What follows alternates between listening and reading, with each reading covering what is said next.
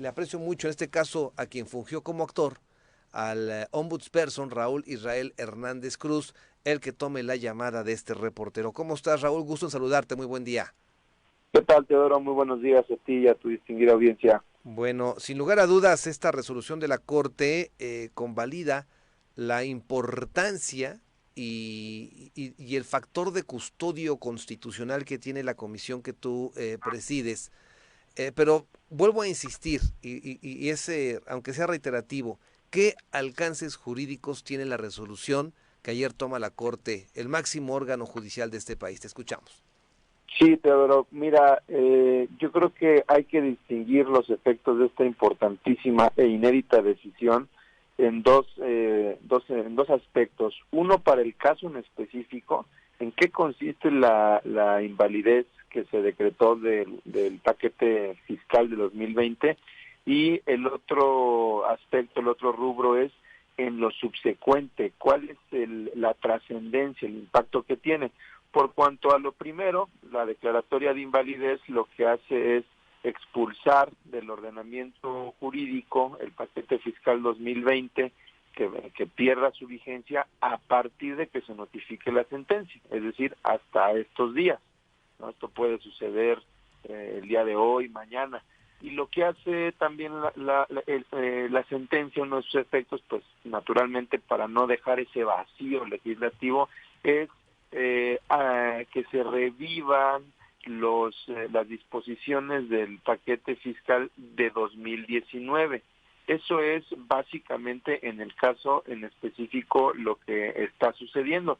Y para lo subsecuente, para la otra parte a la que me refería, el otro rubro, el otro aspecto, es muy, muy importante para tanto la defensa de la autonomía de la Comisión de Derechos Humanos como para el respeto a las reglas a las que se debe de ceñir el legislador a la hora de pues emitir una ley, emitir un paquete fiscal o cualquier otra legislación.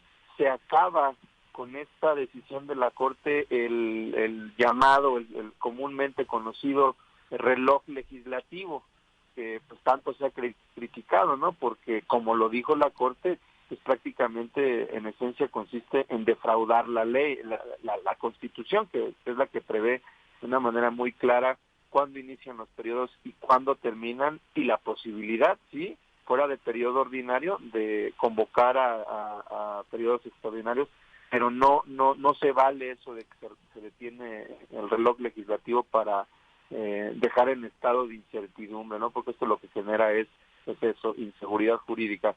Y el otro tema al que también me refería era al reconocimiento por primera vez en la tradición jurídica del país, de la Corte particularmente, para que las comisiones de derechos humanos, ya no nada más la local, la de Morelos, sino además las de todo el país, incluida la Comisión Nacional, puedan acudir a la Corte tanto en vía de acción de inconstitucionalidad como de controversia a defender nuestras autonomías frente a los ataques, las invasiones o pues los atentados, ¿no?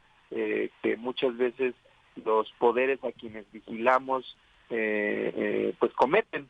En el caso de los presupuestos, lo que siempre ha sucedido en el estado de Morelos es que el presupuesto que se propone desde la comisión en el Poder Ejecutivo pues no se toma en cuenta y se le asigna el que pues se considera debe de establecerse sin ninguna justificación, sin ninguna motivación y lo peor, sin ningún fundamento. Esto atenta contra las autonomías, atenta contra pues la institución, una institución que no depende del Poder Ejecutivo. Eso fue básicamente nuestro planteamiento inicial cuando fuimos a la Corte y afortunadamente sorteamos esta primera parte, esta primera barrera procesal donde se nos tenía negados a las comisiones el poder irnos a defender a la Corte frente a este tipo de ataques, algo que afortunadamente se consigue y que en el futuro se podrá volver a intentar ante pues más violaciones a nuestra autonomía, Teodoro. Bien, el comentario que ayer escuché en varias trincheras era en el sentido de que, bueno, pues ya se acabó el año, ¿ya para qué? Pero si vemos hacia el 2021, ahora cómo trabajará en este caso la comisión, precisamente en este instante que está pues distribuyéndose el presupuesto y en donde creo que inclusive van a la baja la Comisión de Derechos Humanos. Sí, pues nosotros, un servidor desde que asumí la titularidad de la comisión, me comprometí a hacer prevalecer el Estado de Derecho, el orden constitucional cuando fuera violado. En el caso en específico, no vamos a descansar. Si se vuelve a violar nuestra autonomía, seguiremos insistiendo ante la Suprema Corte de Justicia de la Nación con nuevas impugnaciones, nuevas controversias, en el caso de que pues se nos siga castigando con un presupuesto deficiente y dependiente, que es lo más grave. No es una tradición histórica en modelos que pues la verdad no podemos seguirnos permitiendo. Hoy más que nunca hay una crisis en materia de derechos humanos, todos los conocemos, no hay necesidad ni siquiera de explicarlo, creo que es evidente, y necesitamos una comisión, una defensoría del pueblo lo suficientemente fortalecida para poder hacer frente a todo este tipo de violaciones. Y en ese sentido nosotros vamos a seguir luchando, Teodoro. Esperemos que no sea necesario. Todavía no se aprueba el presupuesto para el 2021 y estaremos solicitando a la Comisión de Presupuesto del Congreso del Estado una audiencia para que se nos permita poder explicarles cuáles son las necesidades y la urgencia de fortalecer a este organismo que es el más castigado de todo el país entero, Teodoro. Somos la comisión que tiene asignado el presupuesto más raquítico, 15.8 millones sobre una media nacional de 100 millones. Y bueno, no nada más se trata de recursos o de que pues a uno se le ocurra un monto, ¿no?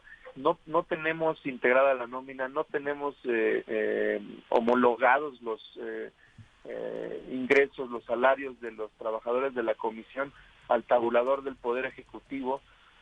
Para darte un ejemplo, un trabajador en el Ejecutivo gana 3 veces más que lo que gana un servidor público de la Comisión de Derechos Humanos. Y bueno, la verdad es que yo también me siento moralmente comprometido con mi gente, con mis colaboradores, a reconocer ese esfuerzo, un esfuerzo que se ha visto materializado en cosas inéditas. La verdad es que con el poquito recurso que tenemos en el año y medio que llevo al frente de la comisión, hemos hecho infinitamente más con menos. Hemos presentado iniciativas de ley, tú has dado cuenta de ellas, la ley más reciente, ley de violencia política en razón de género, planteamos el tema de la legislación del aborto. Bueno, por mencionar nada más los ejemplos de leyes, hemos presentado diagnósticos profesionales serios a la situación que se guardan los centros de reclusión, los centros de arresto, los centros de retención en el Estado. Hemos, en materia de difusión, la revista DH, la Gaceta del Consejo Consultivo, los programas de radio de Derecho y de Frente, el noticiario DH con la colaboración del Instituto Morelense Radio y Televisión. Le hemos entrado en las recomendaciones a temas que siempre se habían evadido, que nunca decididamente le habíamos entrado, se les había entrado desde la comisión, como el caso de la recomendación por las declaraciones misóginas del obispo, el caso también de las declaraciones también misóginas, del obispo fueron declaraciones homófobas y las misóginas del diputado en contra de sus colegisladoras.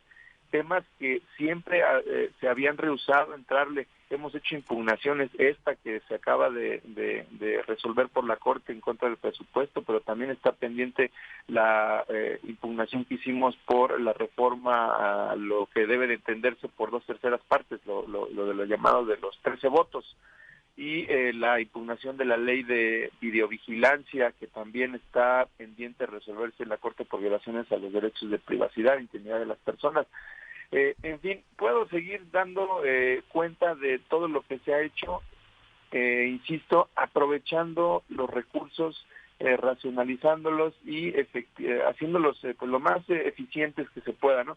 Pero no es suficiente, Teodoro. Yo decía hace un momento que la crisis en materia de derechos humanos es la que todo mundo está sufriendo en el Estado de Morelos y necesitamos una Defensoría del Pueblo, una Comisión de Derechos Humanos suficientemente fortalecida para hacerle frente. Y ahora sí regreso al tema inicial de esta charla. Antes de esta decisión, insistimos, inédita, sin precedentes, a las comisiones de derechos humanos se nos tenía, pues sí, con una autonomía ahí en el papel, en la Constitución, pero en la realidad no podíamos defenderla, no podíamos ir al amparo, no podíamos ir a la acción de inconstitucionalidad, no podíamos ir a la controversia constitucional porque se nos negaba la competencia. Y en palabras del propio ministro Saldívar, Arturo Saldívar, en la primera de los 2 días en que se discutió, él muy claramente decía, bueno, es que tener una autonomía y no poder defenderla es lo mismo que una llamada a misa. Así, con esas palabras lo dijo. No puede hablarse de una autonomía sin la posibilidad de defenderla, y fue ese argumento planteado, por supuesto, desde la comisión, lo que en función del cual se consiguió dejar atrás precedentes que nos negaban la posibilidad de defender nuestra autonomía, y ahora sí vamos a poder hacerlo ante eventuales ataques, ante la asignación de presupuestos deficientes y dependientes en los que el Poder Ejecutivo no puede incluirnos y no puede asignarlos el recurso pues que considere, ¿no? Es una facultad de la Comisión de Derechos Humanos presentar directamente el presupuesto al Congreso para que éste lo discuta, lo integre, sí, al presupuesto general, pero desde el Congreso, y se nos pueda asignar, se nos puedan hacer administraciones durante el año. Es esa la parte importantísima. La verdad es que estamos haciendo historia en la Comisión, como nunca antes, Teodoro, se había defendido la autonomía de esta noble instancia. En ese sentido, Raúl, las voces al interior del aparato oficial ven como enemigo al titular de la Comisión de Derechos Humanos. En el entendido también de que pues estas cosas cambian radicalmente la forma de manejar el dinero público, que son muchos millones de pesos anuales. ¿Cuál es la postura del ombudsman ante una realidad que no debe de verse ni enmarcada o en medio de un proceso electoral, ni con cuestiones de amiguismo y de compadrazgos, y mucho menos de una situación de corte personal? ¿Cómo debemos de ver los ciudadanos a la comisión y a su titular? Pues lo dije hace un momento, Teodoro, cuando se me distinguió con la designación por parte del Congreso de manera unánime. Mi compromiso fue el de respetar los derechos humanos, el de defender la institución, el de hacer prevalecer el orden constitucional cuando este es violado por los servidores públicos en el Estado. Esa ha sido siempre mi manera de ser, de conducirme y de con mucha responsabilidad estar al frente de la comisión. Ante estos señalamientos, yo lo único que he pedido es que se me juzgue por lo que haga o por lo que deje de hacer, no por mis ideologías, no por con las cuestiones subjetivas que pues contra esas no me puedo defender, y no lo voy a hacer porque hay muchísimo trabajo para defender los derechos humanos de las personas humanas como para ocuparme de eso. Hoy con la decisión de la Corte, quien confirma esto que te estoy diciendo es la máxima autoridad jurídica, la conciencia nacional jurídica del país, que es nada menos que la Suprema Corte de Justicia de la Nación. Con esta decisión, lo único que estamos demostrando es que tenemos no nada más la razón jurídica, sino la autoridad moral, social y política para exigir lo justo, para exigir que se deje de dar la espalda a los derechos humanos en Morelos y se fortalezca a la institución que está creada para su defensa. Es eso lo que te puedo decir sobre esto, mi querido Teodoro. No hay subjetividades en esto. Afortunadamente ya hay una institución pues nacional, ¿no? Que lo está avalando. Gracias por tomar la llamada, Raúl. Al contrario, gracias a ti, Teodoro.